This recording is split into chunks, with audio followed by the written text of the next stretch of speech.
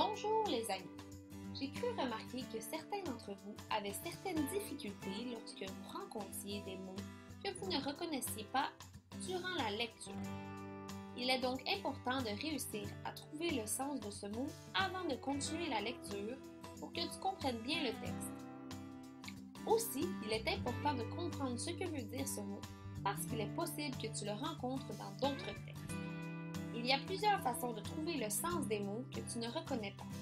Je t'aiderai donc aujourd'hui en te présentant différentes stratégies que tu pourras utiliser seul ou même en équipe.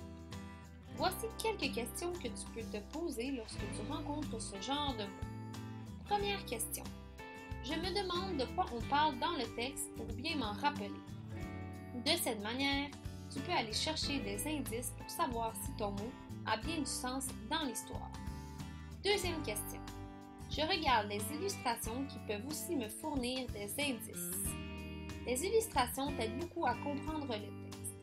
En les regardant, tu peux vérifier si le sens que tu as trouvé au mot sur lequel tu bloquais a de l'allure. Les illustrations te donnent souvent des indices sur le déroulement de l'histoire que tu es en train de lire.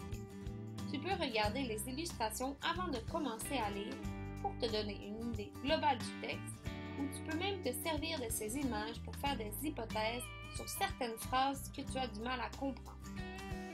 Ici, si tu regardes dans le texte « Reste ton bon copain » que nous avons lu la semaine dernière, si tu as de la difficulté avec le mot « pirate », tu peux te fier à l'image et tu remarques donc que le petit garçon et sa petite sœur sont déguisés en pirates.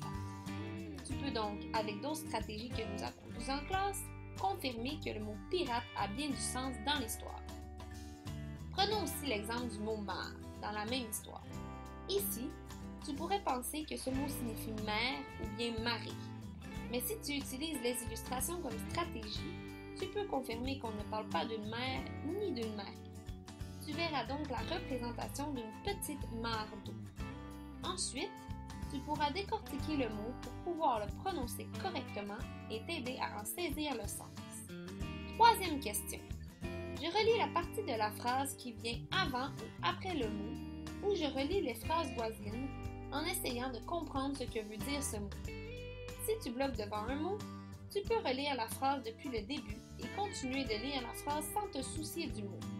Ensuite, tu peux revenir au mot sur lequel tu as eu plus de difficultés en essayant de déterminer le sens de celui-ci selon le reste de la phrase. Tu dois y aller avec ta logique.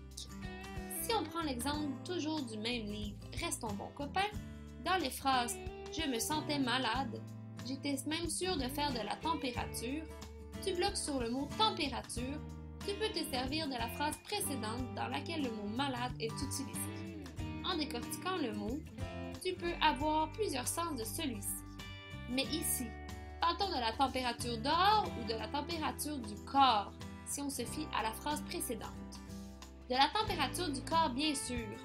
Tu peux donc te servir de cette stratégie pour réussir à bien saisir le sens d'un mot. Question numéro 4.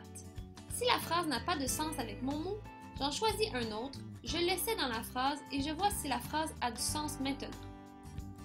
Si le mot que tu avais trouvé en utilisant une de ces stratégies ne fonctionne pas, par exemple avec le reste de la phrase, tu dois recommencer le processus en utilisant un autre mot qui pourrait avoir du sens.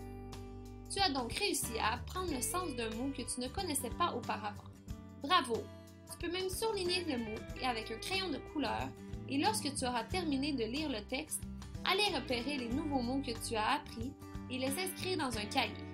De cette manière, tu pourras les revérifier plus tard pour t'assurer que tu les comprends encore.